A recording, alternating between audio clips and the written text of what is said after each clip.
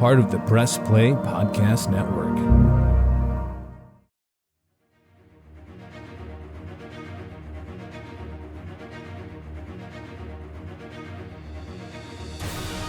Welcome back, everyone, to Podcast 616, the official podcast of Earth 616. I'm your host, Damon Royster, and today we are finishing up our month of spooky superhero content with a little treat, a little Disney Plus treat.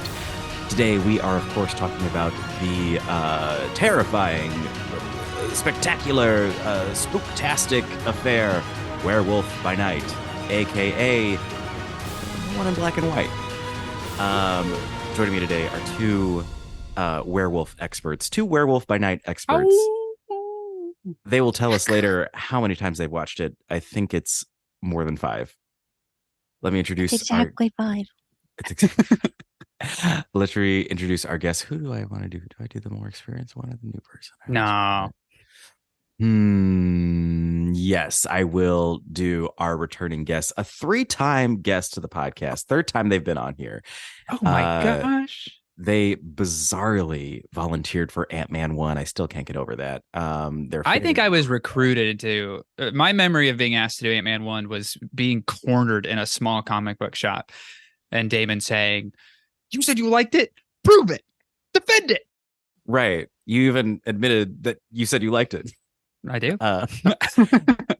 So, all right. No need to twist their arm. They are a writer performer in their own right. And you'll probably find them in a comic book shop in the east side of Los Angeles. Please welcome to your ears, Ethan August. Hello, everybody. I'm so happy to hear you all again. Also Into the Spider-Verse. You also did that one. Yeah. So, Ethan, how do you feel not talking about bug-related superhero films? No Ant-Man, no Spider-Man. I'll be honest. For the longest time, didn't know that you could be a superhero and not be crawling related. So this was kind of like a revelation for me. Yeah. Thrilled to be watching something where there are no disgusting ants walking around. I'm anti-ant. I think that's official on the record. We saw a video game trailer last night for a game called Empire of Ants, and I went, oh, Cassie, look, a game for Damon. Empire of Ants? You have to play? That's so dumb. Well, AUNT. Sorry to bury. They're just trying to give you a bunch of kisses. Sorry to bury the lead. We have a second guest on this podcast. First time on the pod. Never been on the podcast before. I believe they said they were nervous. First time speaking. And you heard it here first. So this next guest, they are a painter, a visual development artist, and sometimes they improv. Please welcome to your ears, Cassie August. What's up, Cassie? Hello. Not too much, just a casual. Happy day after Friday the 13th. Yeah, how are we doing? Oh, We saw a seance. I do think we walked past a coven of witches last night. Ooh, what gave it away? There were a lot of candles. They were out on the lawn. They were all wearing robes and chanting. And when they Cackles. saw Roscoe, they did lick their lips. Is that a witch And thing? they did one of these things where you're like luring people in with your hands. Hey, listeners, Cassie is rotating her arms up and down. Hey, to give her like 1,000 bonus points, halfway through, she decided to verbally describe the physical action she was making. So she did realize it's a podcast. Oh, wow. Yeah. I mean, this is an interesting place. We're recording the day after Friday the 13th, and this episode will air the day before Halloween. So I feel like we're just It carries both everything. of those energies. We're in that sizzle zone. That nice sizzle zone. Damon, do you like spooky season? I do. I don't really not that I don't observe. I don't usually dress up, but I'm with it. You know, I watched Friday the 13th last night and it felt right.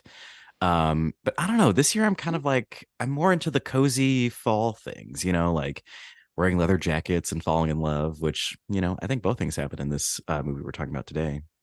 Oh, they incredibly do. true. Love might be strong, but That was an falling in excellent like. transition. Yes, we're of course talking about Werewolf by Night. Unplanned. This is a gorgeous film, directed by Michael Giacchino or Giacchino, Giacchino. Michael As- Giacchino. as the I was Americans saying it say wrong for years. Giacchino. Sorry, cut that. I think that's bad. No, keep that in, Michael. Re-put Yeah, it hold in. on. Yeah, actually play it like 4 times in a row. Giacchino. Ethan August. Is it unfair to say that you are obsessed with this film? It's really not. I knew that this question was coming when we sat down to watch it again last night. And I was like, so as Damon correctly guessed, 5 times is the number of viewings of So not Werewolf that by Night. many. Not that many. When you add up the total time We've only together. forced 4 people to watch it. Only 4. Well, there's the components of one, I went, oh, this is something I want to share with people. 2, it's short. I don't know. We always say that there was a period of time in the Chicago comedy scene where our like shared love language was, I think you should leave, because you could put on a 15-minute episode at a party and like it was okay. Yes. Werewolf by Night is kind of that, I think, where it's like, if I'm like, oh, can You're I not get you to holding anyone watch? hostage. Yeah, it's like, and if you are, it's like it's a short hostage taking, and everyone can be a hostage for an hour. What's that? That's just being any audience at a live show. Yeah, just we wanna do put that on all the- the time. Just want to put on the record, podcast 616 does not condone kidnapping or Hostage hostage taking? taking. Damon, you brought it up. The views of our guests. The views of our guests are Damon, not the views you're of the one podcast 616. dangling a rope in front of us. Yeah, but I always do that. Cassie So August. I 100% love this movie. I'll stand by it. And Cassie August, what are your thoughts on Werewolf by Night? It's like just kidding. I love it. It's my favorite movie. It's one of my favorite movies. I was like, we watched it last night, and I was like, okay, how's this gonna be? Because we've watched it so many times, and I realized it's still wonderful. I love every bit of it. I give it 10 chef's kisses. Ooh. Just kidding. I won't do them all. But I lost count. I so. did. You got 6 more to spread throughout the rest of the recording. Okay, yeah, just listen for him. I did have a realization when I was watching, and as I was like, I gotta go talk about this on a Marvel podcast. Where is the Marvel? I don't know anything about these characters outside of this movie, so it truly is just like a creature feature for me, except for that first like 1 second of the movie where they have the carved in Avengers. But I'm just like, cool. I guess I know a little bit about Man Thing. It's just like crush on Man Thing. Slight crush on Man Thing, aka Ted. We'll talk about him. But yeah, we do start out, we see like this carved image of the Avengers, and we have this little storybook thing. Well, first of all, we have these gorgeous this main title sequence, which like for me flashes back to like B movie 1950s horror. film. Yeah. I mean, I think Delicious. the introduction to this movie, one, even the like special presentation thing where it's like, hey, this is a news bulletin from the Marvel world or whatever. Yeah. Like puts you in a tone, and then they play the normal theme, and then you get the like black and white, and it slashes through, and there's a scream, and immediately you're like, oh, I'm here for a very specific tone, and it just sets the stage so well. Yes, and I want to point this out. We watched the black and white version. I think by the time this airs, I just saw they're going to do a in color version that I think is coming out on What? October 20th. Why? I think people What complained. about that moment at the end? It won't make any sense. I think it's just I think it's just all just going to be in color. We're gonna go to black and white at the end. No. I think it's just going to play somewhere in the rainbow, and it's just going to still be in color. The heck? I Maybe know. brighter color. Maybe it'll be brighter color. Neon. Ooh, at the end, it's like just totally hyper saturated, hard to look at. She's Everything's glowing. just bleeding. I also feel like there was some ants on Man Thing, so I think this still counts as a bug movie. Even if there were, it would not count as a bug movie. And I'm sorry to be the authoritarian on that, but someone has to be. Damon, you said it was a bug movie. Just kidding. I'll stop gaslighting, Thank you. My God, that's my job. I gaslight you. Too quick. Too quick. So, okay. We have this gorgeous main title sequence, and we have this little storybook. And this is where we learn about the hunters. Yeah, you have like a Hunters. lore dump of like yes, there's this world of fantastical beings, but in the shadows below, it's basically like a Tower of Terror. Yeah, it feels Like that you're walking vibe. into the ride, and there's the like, hold on to your hats. Yeah, that uh, good voice. oh, um, Yeah, do you No, the do you guy from do the movie. oh. I do. Yes, Damon, I do that. When I go to Disneyland, I wait behind people and I just do it Welcome quietly in their to the ears. ride. Oh, I was gonna ask, did you professionally is it your voice on the Unpaid ride? labor. But you It's just honestly, yeah. They pay me in being there, I guess. wow, then that's the gig economy for you. Um so we But start it's kind of like a title crawl, like a Star Wars title crawl, where it sets up all this Yeah. context for you. It's like, here's the tone, here's the backstory. Now let's shut up and get into it. Is it still doing that while he's walking down the hall with like the murals and stuff, or is it done by then?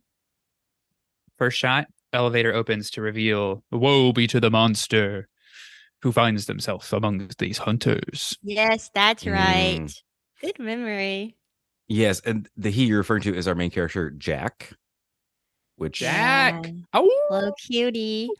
little cutie, little cutie. Ow! I don't know this actor at all. I don't know many of these actors. There's only one actor I just- recognize. I did ask, I said, Ethan, are any of these like well-known actors? Because the whole time I was watching, I was like, everyone's doing a great job.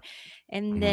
then go ahead, say the credits, Ethan. okay. Gail Garcia plays Jack, our titular werewolf. I think his performance is maybe the best performance in the Marvel Cinematic Universe. Knockout. Knockout. I mean, Marissa Tomei, Nah. Angela Bassett, Angela Bassett. Okay, Academy there's. Award nominee. I'll let the statement be challenged. But what I told Cassie It's was too that many. like where Netflix was like, ooh, who's the big name that we throw our original programming behind? Kevin Spacey. We'll see how that turned out for him. I feel like Amazon Prime was like Mozart in the Jungle with Gail Garcia Bernal.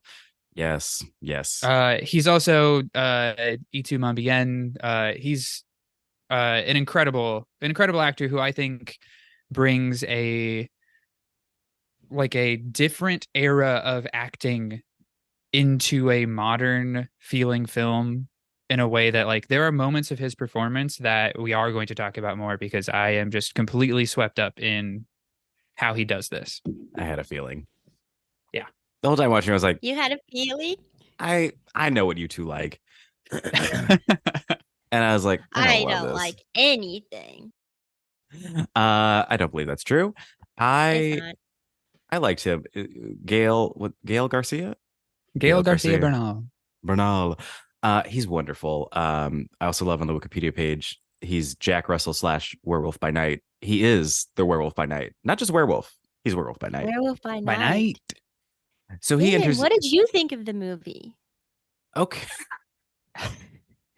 I dug it. So we enter into this little like living room loungy area, and we have all these little hunters Yes. gathering around.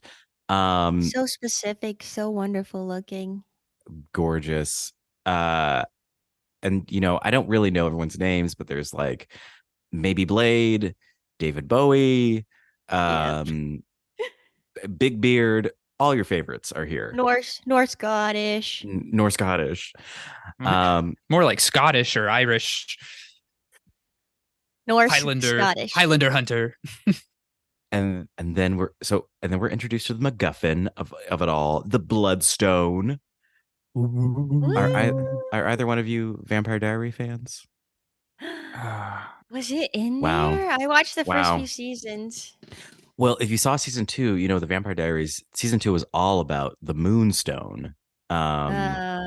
Everybody wanted this freaking Moonstone. That's why I didn't remember. Totally different. Totally different. Yeah, this is the Bloodstone, different than the Moonstone. Different. Even though the Bloodstone is in a thing with werewolves, which they're controlled by the moon. So Moonstone's blood. Oh. And Vampire Diaries, they wanted the Moonstone, but vampires drink blood. So I think it's all connected. I see it.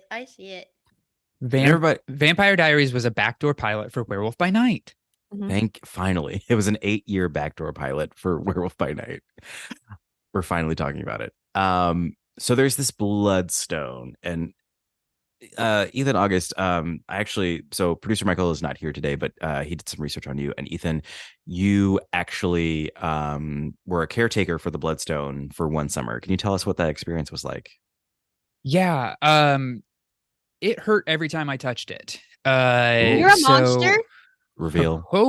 But I wore it around my neck because I was like, no. I want to remember this, and if it'll burn in the specific shape on my chest, now I have this scar where I once wore it.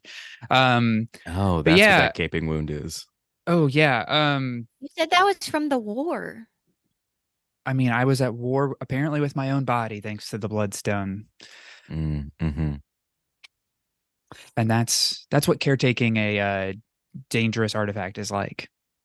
Excellent. And to take it off every day, did you use that cool grappling thing and pull it off? Yeah, I had the other camp counselors. This is when I was a camp counselor, by the way. Just Of course. from across the lake, just like whip it out. And they missed a lot. It took them a long time to grow proficient with that weird little claw weapon. But hey, here we are. They're just teens. Here we are, 3 fingers down. But could you explain to me what does the real bloodstone do? What's it about? Yeah, so as far as I understand it from seeing like Elsa Bloodstone's appearances and other things, it is, and I actually think the movie does a nice job of kind of framing it in that like visual intro too, of like almost without saying it, being like, you've heard of the Infinity Stones. Here's another rock with power. But it's always been that there's these like 2 opposing forces with the hunters and the monsters, although the monsters have never been able to unify, but you have these artifacts that get passed down. And the bloodstone, I don't know anything about its origins, surprisingly. But it's just like another weapon in the war that was kind of created for control and cruelty. Yes. Against the monsters. Makes them angry. Those disgusting monsters whose heads are hung all around this little loungy area. He's never looked more alive. What's werewolf got against Dracula? Does this go back to Vampire Diaries? Yeah, Damon, was that in Vampire Diaries? Wait, what? Dracula? Werewolves? Which one? Where Dracula fought Werewolf by Night? Jack's like, I've seen that guy and I fought him many times. Yes. Yes. That the one Jack was pointing to, yes, was on Vampire Diaries. It took me a second. Cassie had to point it out that was Nina Dobrev. Yeah, kind of crazy to cast her and just have her be mounted on a wall, but alive as ever. Mounted on a wall was like half of Vampire Diaries, right? Damn, I feel like there's no respect for Vampire Diaries, and honestly, I'm okay with it. So yeah, we get this little conversation. All the hunters are like, "Oh, how many of you killed? How many of you killed?" And then we get Elsa. Cassie August, can you explain to me who Elsa is and why she isn't Kristen Ritter? Because that was really hard for me. It's like, how is that not Jessica Jones? Elsa is this beautiful queen who walks in with a leather jacket and combat boots and combat pants. And she gets stopped right away by her stepmom. Is like, you don't belong here. And she's like, yeah, I don't want to be here either. Give me the stone and I'll go. And she's full of fire. And she hunts differently. We get to that later. And she just wants to be away from her family. And she's very cool. She's really good at fighting. Yeah. And she is a really good representation of like female in a film because she's like not like exploited for her sexuality or anything. She's just very cool. Very cool. Yes. Similar fighting style to Black Widow, I must say. She did that like a lot of cartwheels and stuff. Yeah, where she like wrapped her legs around the mountain man and flipped him. Yeah, that's women are strongest in their thighs, so that's a good way for them to take down big dudes. Yeah, I mean, Cassie does Muay Thai now, so she knows. Yes, listener, Cassie has opened her palms up wide, then close them tightly into fists, ready to strike. You know, like every fighter does. Every writer does it. Yeah, that's Elsa. I want to personally talk about the stepmother, whose name is Verusa, played by Barusa. Stunning. an actress named Harriet Sansom. And why isn't it Harris. Olivia Colman? Well, Harriet Samsung Galaxy.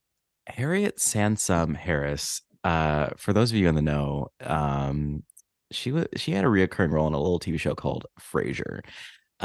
She played Dr. Frasier Crane's agent BB, and I love her. Wow. Honestly, She's great. she's very similar to this in Frasier. Really? It's not that different. In Frasier, she takes off a mask and her eyes are bleeding.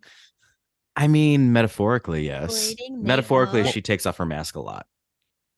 But I love her. I love her as Frasier's agent. And despite what people say, I love Frasier. I'll probably What watch do the people reboot after say? this. That's neither here nor there. But Verusa is all like, "Get out of here, Elsa. I fucked your dad, and I can tell you what to do." Yeah. But Elsa's like, "No, I shall also." Also, she's British. Cassie, you forgot to mention that she's British. Oh, I didn't know she was British. That's because I think Laura Donnelly was walking off the Nevers set, trying to shake I some also of the don't- Whedon energy off of herself, I not also getting don't all of see it. accents, so No, no one sees accents. But she's British. I think it's important. I think it's important for the story.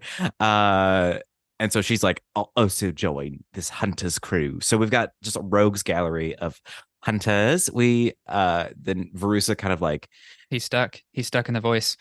intros everybody, and then like she goes through everyone. She's like, "You've killed this many, you've killed this many." And she reveals that Jack's Yeah. killed the most, over 100. over 100.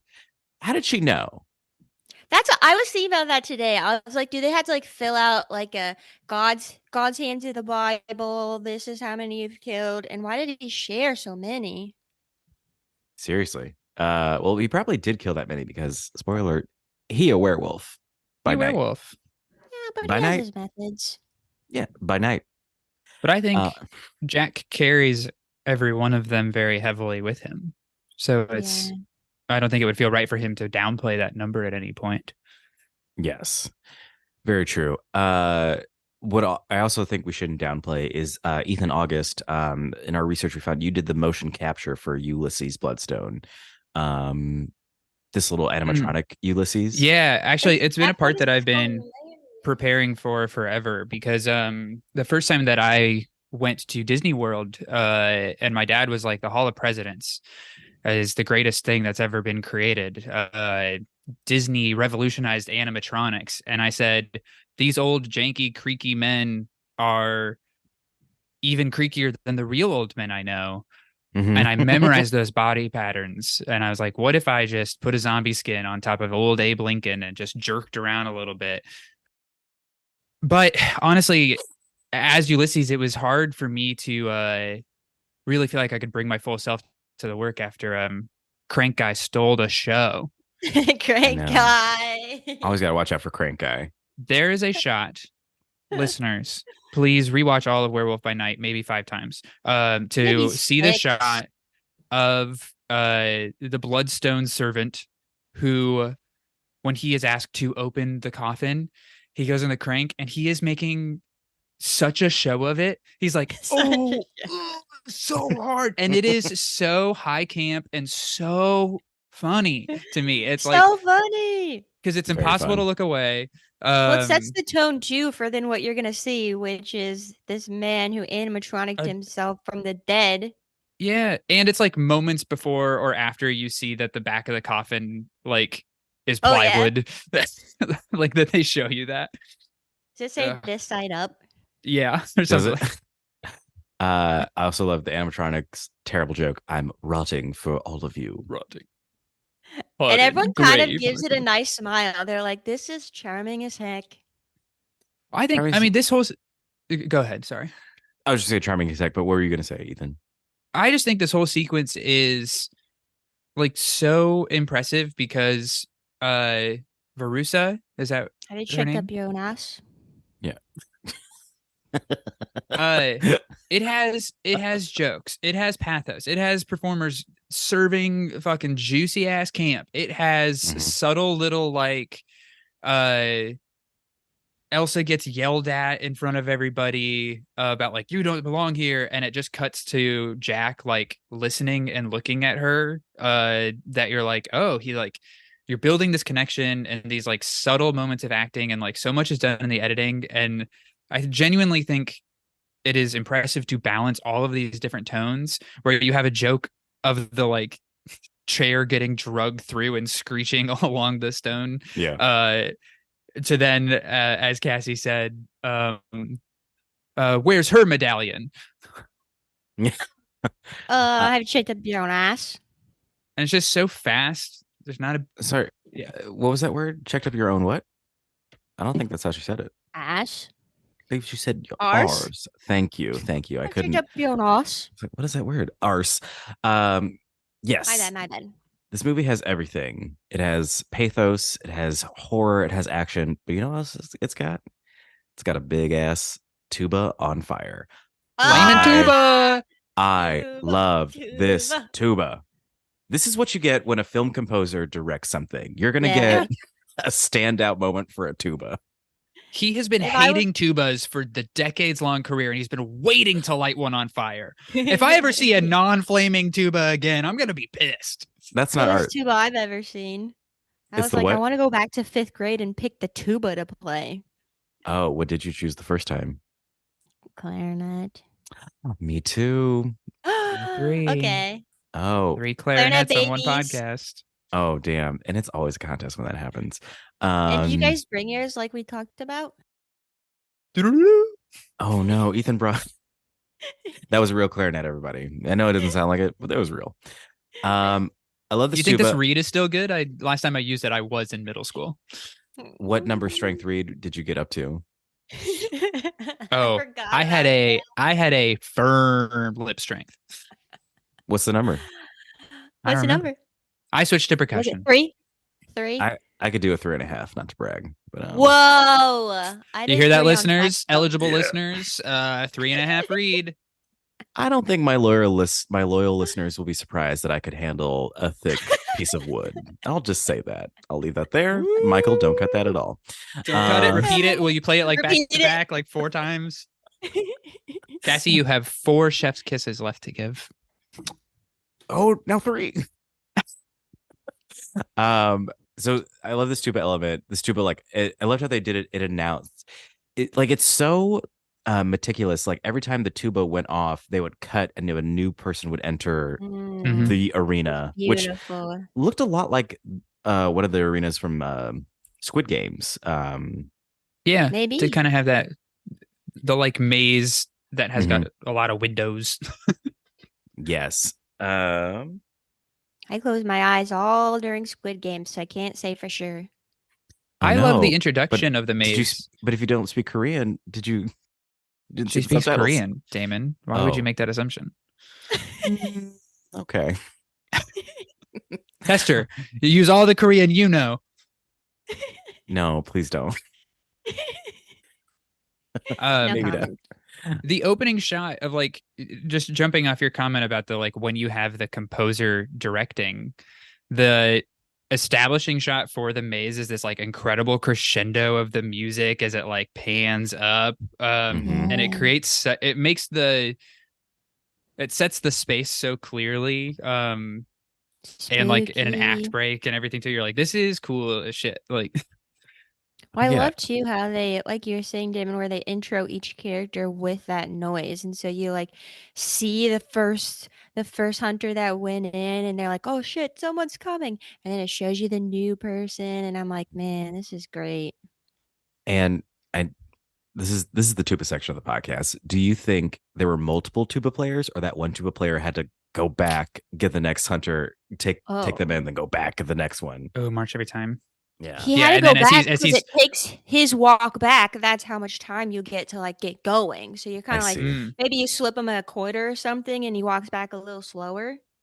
Well, and every time he's walking back, it doesn't take much. This is like Every the time he's walking back, he's also 1930s? trying to relight his tuba to be like, oh shit, the fire's going out. Get the spit out of there. Get more oil. Oh, I thought that was lit by the Hell's Fire. Never went out. Oh God. Imagine putting that tuba back in its case at the end of the job. I mean, that'd be terrible. Honey, I had the weirdest gig tonight. That would be weird because, as Cassie said, Hell's Fire never goes out. But Never goes out. what does go out is this podcast, sometimes for a break. We're going to take a quick break on podcast 616. That's right, Cassie. We take breaks on this podcast. I'm not ready. We didn't warn her. When we come back, we'll talk more about the hunt, Ted, and finally get to some werewolf action. So keep it right here because podcast 616 will be right back. Part of the Press Play Podcast Network.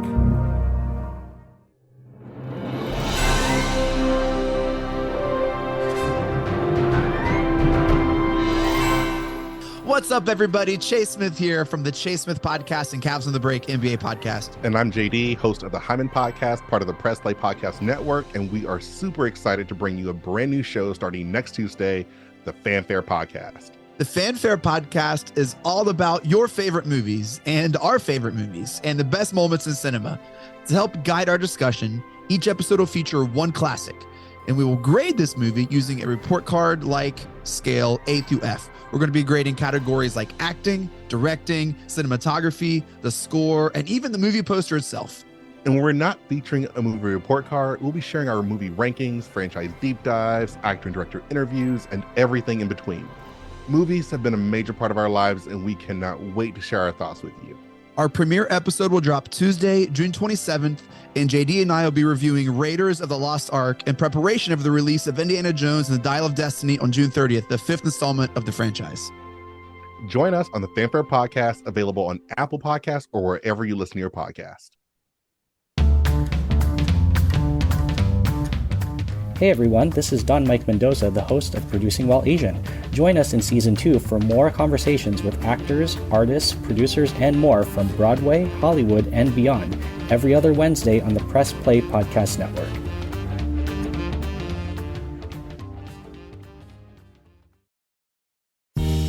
Hello, Brooks here with the Books with Brooks monthly book club podcast. Here's how Books with Brooks works. We read one book a month, and then we talk about it. Classics like Stephen King's The Shining, debut novels like We Are the Brennans by Tracy Lang, and tons of other compelling, life-changing stories, one book and 1 month at a time. So come read along with us, and then listen in.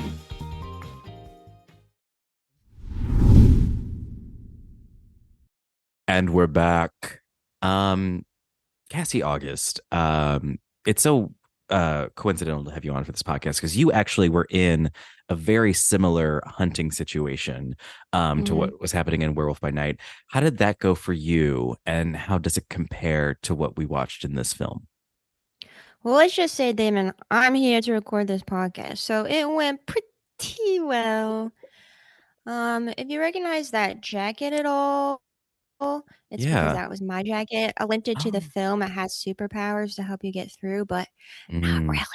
It's just it's like a mindset thing, you know? Like, oh, I think I have superpowers, and so I'm gonna put this jacket on and get through it. But I just did non-lethal combat just because that's part of my belief system, and Yeah. just kind of subdued everyone. And then I did make friends with the monster, and we moved in together, so it worked out pretty well. That seems to be the secret to success in this situation, is to befriend the monster, which is Yeah, I think so. seems to be the only way out of it. I think so. We get some great, fantastic action. I love the fight scenes in this. I'm a big Very They're well so good. choreographed. I love sword fights. But Elsa steals the axe from Beard Norseman. Yeah. And then someone gets their hand chopped off. The guy with the little Yeah. crossbow. Oh, yeah. He's in the doorway. He's shooting her.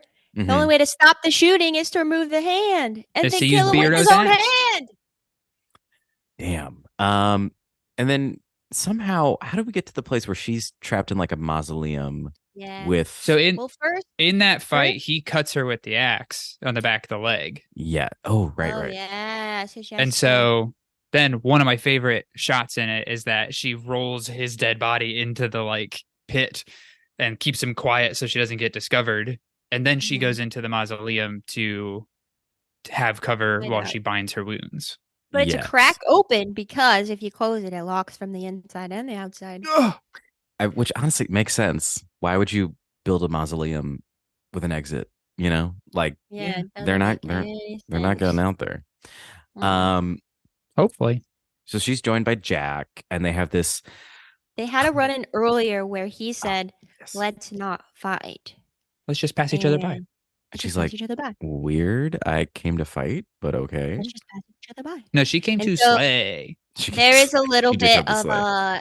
a non-fear in there. Mm-hmm. But then they eventually have this classic action movie scene where like somebody's hurt and the other person has to bandage them up, and it's like, hey, should we be friends or at least allies? And then this became very Survivor to me, because this is what happens on Survivor all the time. People are like, oh, we're against each other, but it's like, wait, we have a common goal. Let's make an alliance and go against other people. That's also life too. And that's also life. Say more. Well, like the thing is, you're in trouble, so you find people who have similar goals as you, and you say, Yes. "Hey, let's team up for life. Let's be friends. Let's hang out. Let's support each other. Let's Yeah. build each other up." Snaps. Or like And when then- Cassie and I first met, she was trying to kill me because I had the bloodstone burned into my Yeah. chest. Uh-huh. But Yes. we realized we actually had a lot in common. Yeah, like knowing how to tie tourniquets. You both can do that. Mm-hmm. Yes. So okay, so they're gonna work together, and is this where we break into crazy Aunt Frances's tomb? I love that part. Yes, but a brief moment before it is for the acting. Gail Garcia does this gestural move with his hand where he throws it kind of over his shoulder when he's like, family follows you. Like it's like an atmosphere. Oh, okay. That is one of my favorite moments in the whole thing, because I think it's this little quiet moment that has such power that I think is, yes, there's the tactical thing, but they don't get to the alliance until after they like try to They're like, "We're stuck sympathize with here." each other's plights of, because she kind of yells at him, like, you don't know my family. He's like, you're right, I don't.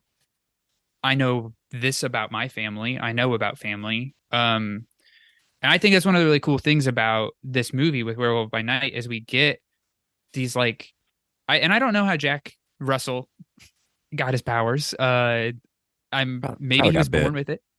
Or maybe it's Maybelline. Maybe it's Maybelline.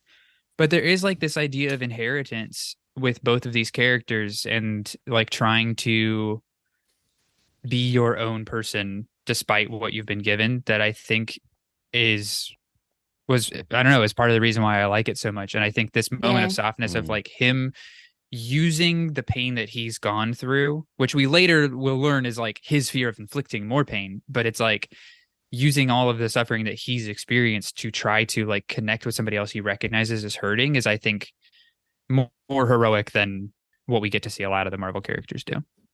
Yeah. And he says such delight on his face too when he's like, "Why I'm not that kind of hunter," and she's like, "Yeah, me neither," and he's like, "Oh, it's not in your blood," and it's just like such a cute little delight in being like, "Oh, okay." It's lovely. Just the kind of encouragement you need to start grave robbing. Yeah. Yes. Well, I love that too. It's like, here's a family story that I remember that was used as a fear tactic, and it pays off. Pays off because crazy Aunt Frances, she got the keys in her tomb. Amazing. And they just walk out of there aligned. Now, and then we meet, Ethan August. Talk to me about the character design of Snuffleupagus. I believe you sent in the original sketch. I'm so sorry for Ted, who I call Snuffleupagus in my notes. He's the cutest. Man thing. Well, Man thing. I don't know. Mm-hmm. I don't know which one came first, but I know that it was definitely in the way that Marvel and DC steal from each other. Man Thing is their Swamp Thing. Oh yeah. And can so hear yeah, not the biggest creative leap that got made in that one, but I think that like Man Thing is definitely this like creation of nature. Like when we do see in color later, like you can like see the mushrooms on his shoulder. Yeah. He's like Yeah. a collection Love it. of vines growing off of him instead of like where animals have fur, he has foliage. But then these like What is his power? hellfire Heat? retribution. Hellfire He retribution. he burns the sins out of the people he touches. And why? And if they're all sins, they disintegrate. We'll find out. Ooh, interesting. I didn't know that. I mean, that's not. I would say that's not clear on a first watch that he's burning the sins of people. Oh, I mean, I could tell it was hellfire. And okay, this is not a gossip podcast at all. But Cassie, August, some reports are coming in. You've been seeing all about Los Angeles with Man Thing. Do you care to comment on what your relationship is or how you feel about Man Thing, or like, is this going somewhere serious? Like, where do you and Man Thing stand? I don't know. It's fairly new, so I don't want to jinx it, but I mean, we're pretty hot and heavy. He just got off a tour where he's performing for 3 hours straight and kind of like swept the world by storm. Is he a stand-up or a singer, or what is he touring? Burlesque. Okay, he's on a burlesque tour. Those He's must a be sold touring out. burlesque performer. There's a lot of paparazzi around. It's just been a lot, but I mean, I saw his show at the Silver Lake Lounge, and I was surprised by how We many got the people. lounge. It's a good Yeah. venue. I was surprised by how many people in there were like, I need to see what's under those vines. And how that's long it just for took. me Like, to see. he had a lot of layers to pull back, and I never saw the bottom. Wow, what a great metaphor for the human condition. All right, so you got Ted, you got this freaking elephant trunk thing, and this is another thing. I'm like, you two love this. You love this. You love this. It's I'm a screaming great into the mic. creature. He's a great creature. Yeah, I don't know. It's too much going on. Did you like the jump what's- scare when he comes When his around arm his comes claw? out and The grabs first time- Jack? Yes, the first time, yes. Second time, I was Practical ready. little arm. And Practical little arm. I will say that I like practical things. Kind of iffy about practical magic, the movie, but practical creature work is pleasant to mine eyes. I liked this What reveal. don't you like about him? He looks weird. I don't go into this. I'm This is a monster. What's weird? Is it the do you feel like you can't find like the humanness in his face? What's the talk about it here? How do you think his design is supposed to make you feel? Do you think that they don't succeed at something they're aiming for? I think they do. This is where I have to say I hate puppets. I'm not a big puppet fan, and this is just giving me Jim Henson Monster Okay, Factory. So That's I think the disconnect then. yeah. So I think they're successful, but I'm not your puppet audience. Again, I And know I is said it this to because you. you want to see underneath them, like you want to see the human that's controlling them, or what's your thing with puppets? I think it's weird. I think this is my uncanny valley. It's puppetry. I'm like, I just know intellectually, because I'm an intellectual, I just know that like this is not anything real. It's hard for me to suspend my belief that that's not felt and like textiles and not organic tissue. You know what I mean? I mean, that's kind of what I like about it. I'm like, whoa, look at this felt move. Just don't take me to a Joanne Fabrics. I just would not have a good time. Whereas like- if you take me to the Joanne Fabrics, I'm introducing myself to every spool Every school? of fabric. Cool. Oh, Hello, you must be Joanne. Oh, I'm sorry. Your name's thought- Deborah. Hello, you- you must be Joanne. I thought you meant the school children on field trips to Joanne Fabrics. Ooh, could you imagine being like, Mom, I get to miss a day of 3rd grade for a field trip. Will you sign the permission form? You're going to Joanne's Fabrics? Will you pick me up this while you're there?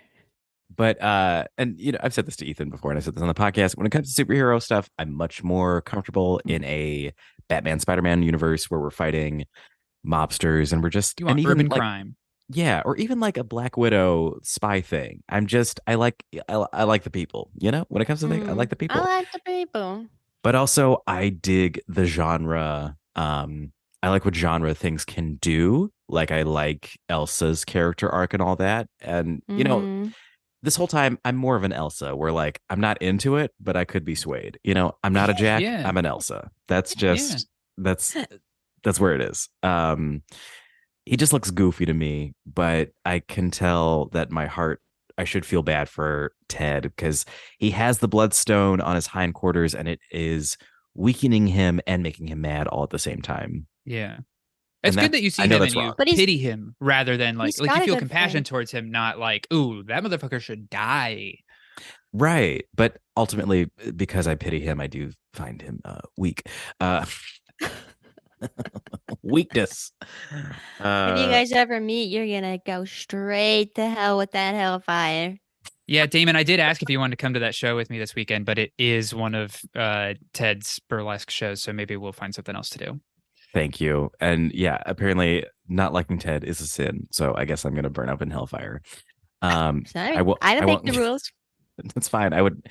When I see that, my instinct isn't to touch Ted. So I'm fine. I don't get you at all. When you see him live, it's you have different instincts wake up inside of you than you thought existed. That's all I'll say. That's Okay, why he so- tours. All right. So we set Ted free. There's a hilarious what's this little bomb thing? I missed it on the second viewing. So funny. He just says it the first time of being like, apparently he doesn't even know. He's like, apparently this thing will blow up, is what he tells Yeah. Ted. Mhm. And then he asks Elsa, hey, how do you turn this on? And he immediately turns it on. Hilarious. I mean, They both it's such friend- a Oh no, good writing invention too, to be like, let's just get to it. And then like yeah. you have a moment of humor that adds urgency. Ugh. I love It is one of those things too, like in spy movies, they're like, yeah, they just like throw it on the wall and it sticks, and then to have it like not stick and be Yeah. like, oh god. It's incredible. I think Elsa is leading Ted to the wall. And then Jack finally gets it. He finally I love just seeing rests Manthe it. run too. Yeah. All the tentacles dangling. Yeah. Great. Jack puts the little bomb thing on a crack in the wall. It goes boom. Ted leaves, but Elsa does the little lasso thing.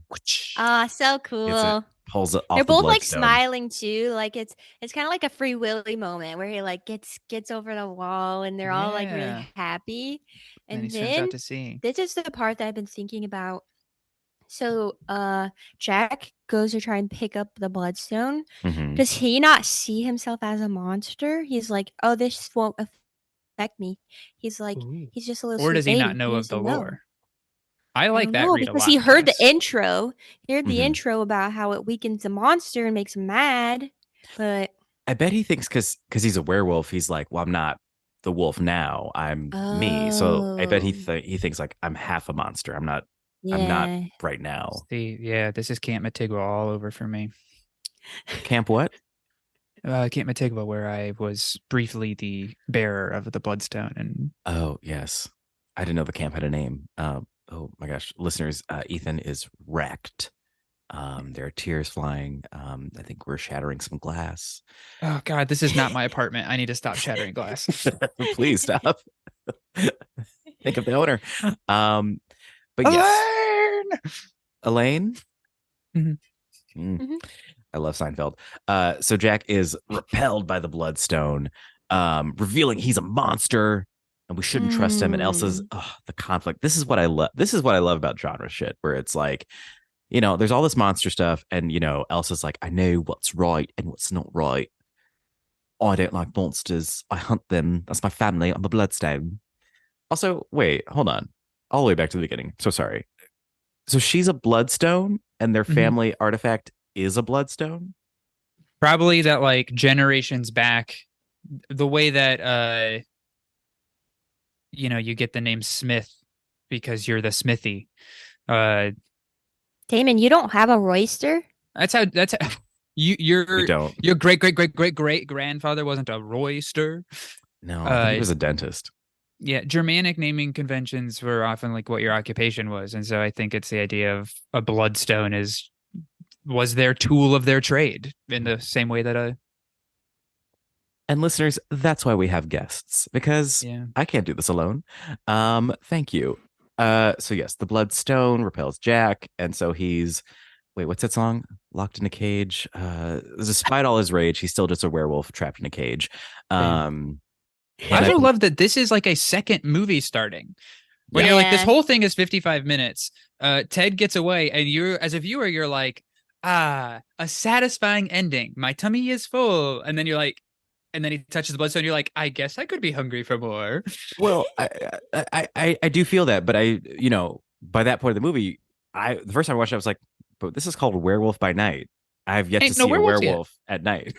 So they still need to deliver on the promise of the premise that there will be a werewolf by night. Oh, yeah. So Jack is put in a cage with Elsa, right? Her stepmother's like, poor Elsa. She literally did everything right. She got the bloodstone. She defeated the monster that was put in front of her. But this is the fucking patriarchy right here. Even though I know it's a stepmother doing it to a stepdaughter, this is the patriarchy. That's part of it. This is internalized sexism on Verusa's part. She's like, I gotta kill this chick.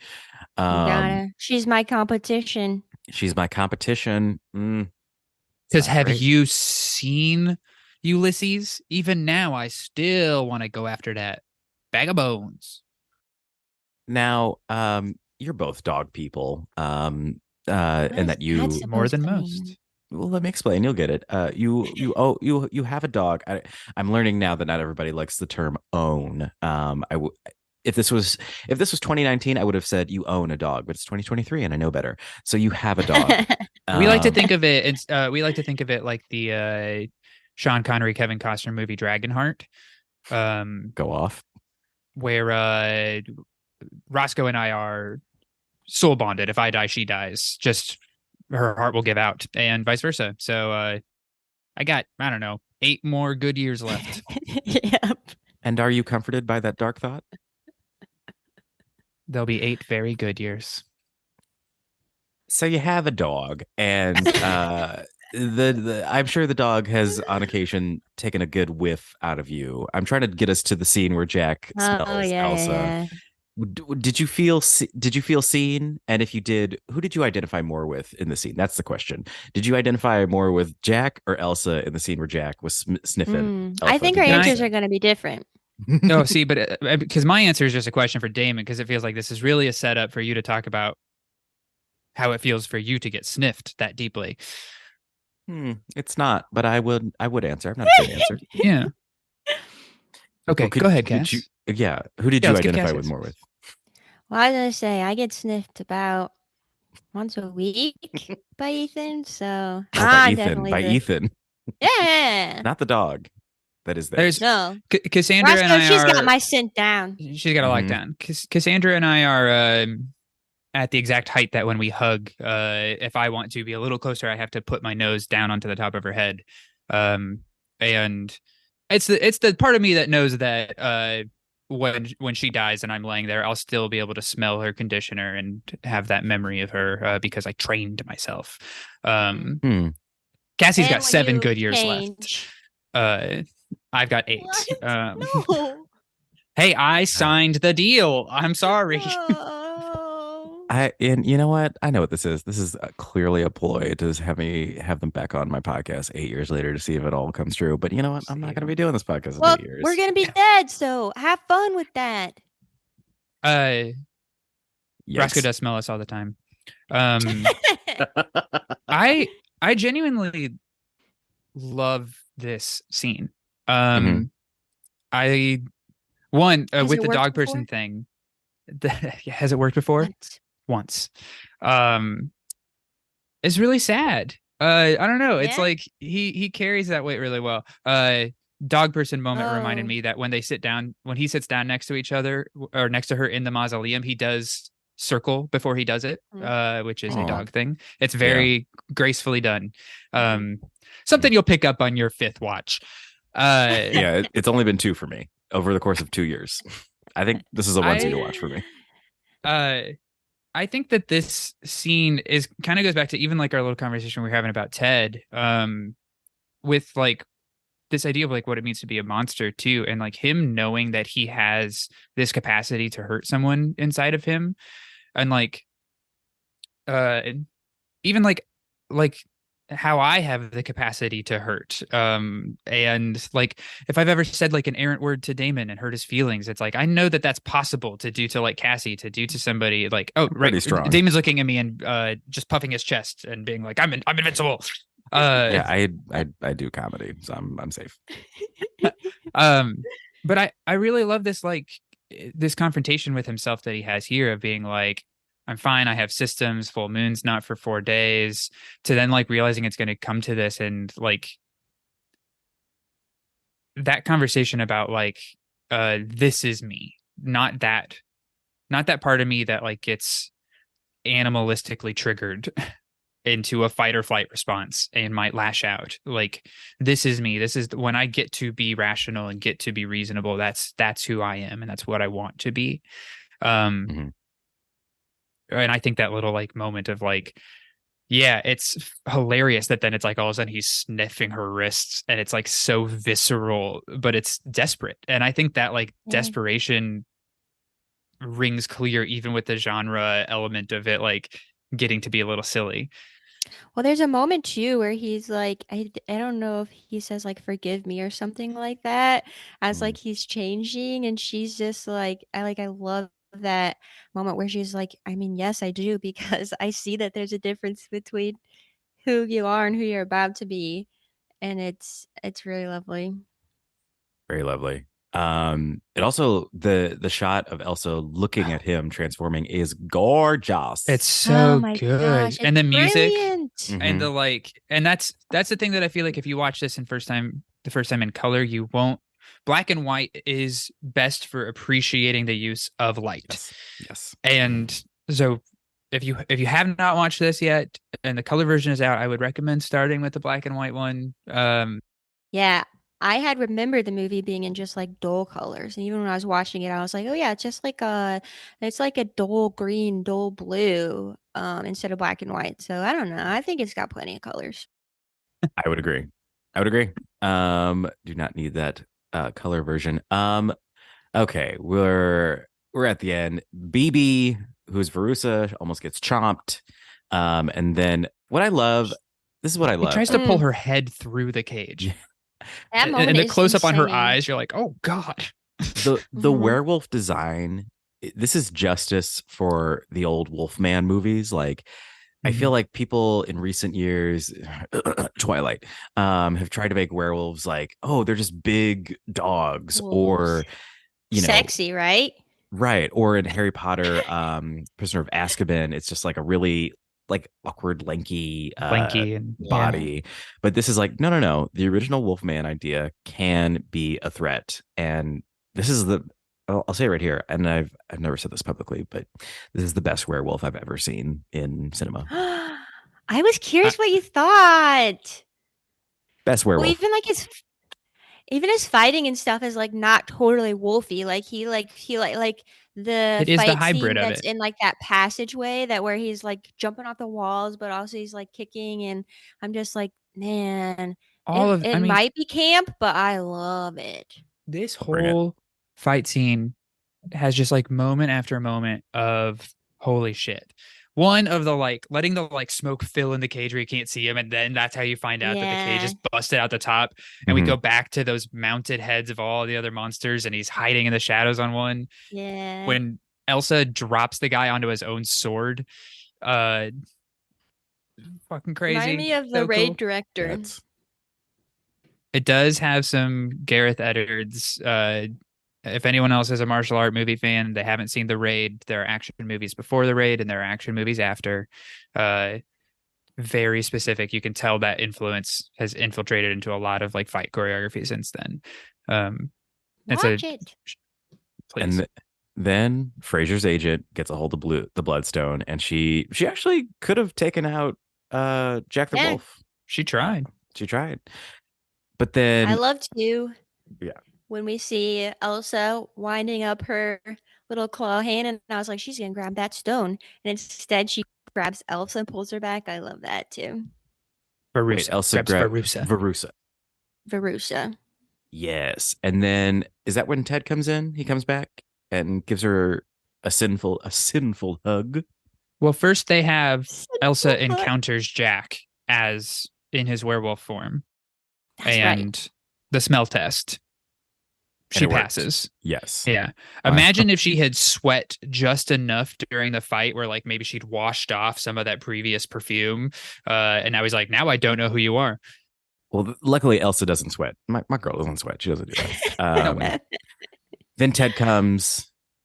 He gives the fire touch to BB, aka Verusa, and she goes, oh. And Wait, what'd she do? Ah! Yeah.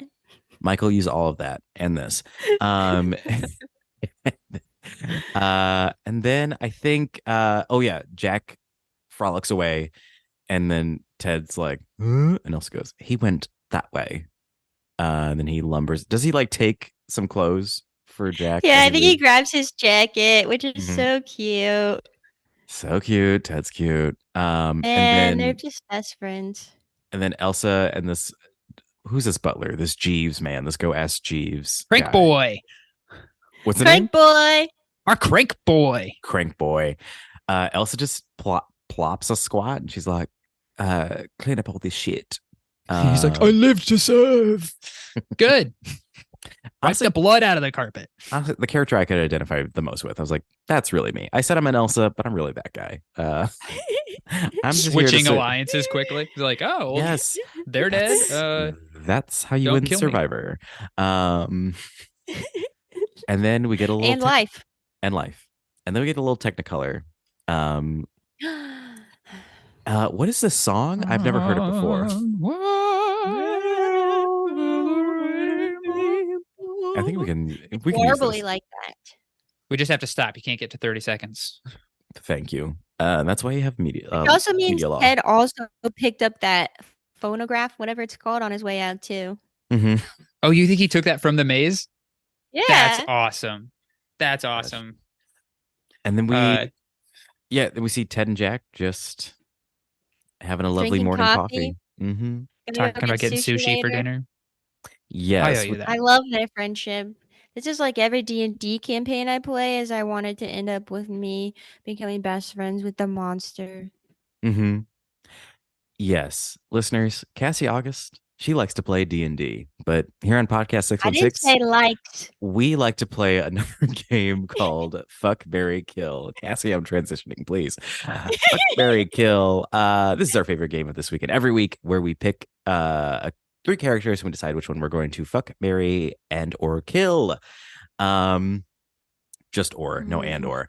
On the docket for Werewolf by Night, we've got 3 characters. We got Jack, the werewolf, Elsa, the hunter, and the bloodstone heir, and Ted, the man thing, the snuffleupagus. I will go first to give my guests time to think, as I've been saying lately, and is always true. What I say is not the right answer. These are just my answers, although I do think my answers are the right answers. All right, I will go first. I wonder, who will I kill? I'm gonna kill Ted. He looks weird. I'm sorry. Yes, I would not apply this rule to life. I would never kill something or someone who looks weird, but I don't like the look of this. I don't want to wake up to that every day. I don't want to fuck that. So I will kill Ted. I'll probably just make him give himself a hug, because I'm sure he has some sins that needs to be burnt out. No, I'm pretty sure he's an angel baby, but continue. And then for my fuck, I will be fucking Elsa. You know, I think we're too similar. I think we're too stubborn and cold-blooded killers. So let's just have one night. We'll both wear our leather jackets. It'll be really cute. Mine will In be the leather. fall. In the fall. It'll be fall. We'll get some coffee, stand amongst the crisp leaves, and then we'll do a dalliance inside, and then we'll never see each other again, like Wow. romance should be. I love And it. then I'm gonna marry Jack because I That's need that. sweetie. I need that, sweetie. Yeah. Like, I'm already a pretty competent, clear-headed, ruthless assassin, but I need that yang to my yin. Would you have the dungeon where he has to lock himself up for once a month in your home, or would it be like, hey, I'm going away for the weekend and just like kind of pretending like it's a Come different what part? may. No. I'm not gonna fall for that weekend trip. No. We're gonna have the dungeon in the house. So I want to know where my wolf is at all time. All Okay. right. I gotcha. You're trying to leash that puppy up. Absolutely. All right, let's go to Ethan August. Returning guest, please show Cassie how we do it on the podcast. Ooh, I don't know how yeah. to fuck, marry, or kill. Yeah. How do I tell my wife which of these three characters I'm marry, fuck, killing? Well, I think as is well established, only one of these characters has real cash money sex appeal, and that is our touring burlesque star Man Thing. Unreal. Ted, you and me, pal. Lay down. I want to get entangled, you know? I want to play with those vines. I would also marry Jack Russell. I think the sensitivity he expresses is a constant reminder that I would need, but also the small reminder that that's not all there is to one person, you know? And I think I would spend a lot of time designing the dungeon with him to see, like, is this a comfortable space the rest of the time? Or do we use it for other things? You know, like when you're not changing, like, I want this to be a space you're comfortable in, so that when you are in here, you're not just like ripping it up out of anger. You're just probably curled up on the couch, but as a little dog, you know? Yeah, then that's leads me to have to try and kill Elsa Bloodstone. It's not my first choice, but I think I would train to be a worthy opponent of her, because I think I could at least earn her respect. At the very least. She would probably kill me. Well, 8 good years. Start those clocks a ticking, folks. Cassie August, first time on the pod, first time playing Fuck, Marry, Kill, as far as I'm concerned. Who are your picks? This is really tough. I joked at the top of the podcast, so I'll probably say as well that I would fuck Man Thing. I know it's so obvious, but it's just what I would do. And then I don't know. Probably marry Man Thing too, and then probably kill Man Thing. So I think that's my 3. Did I do it right? No, you did it absolutely wrong. Like, okay. I have a real answer. I've never heard it done wrong this worse. My real answer was the same as Ethan's, and I was trying to decide if I'd change it up, but let's just go with it. So, of course, we all have to marry Jack. He's a sweet little boy. He's a golden retriever of a man, which is exactly what my partner is as well. So, like, just there we go. Little puppy dog. And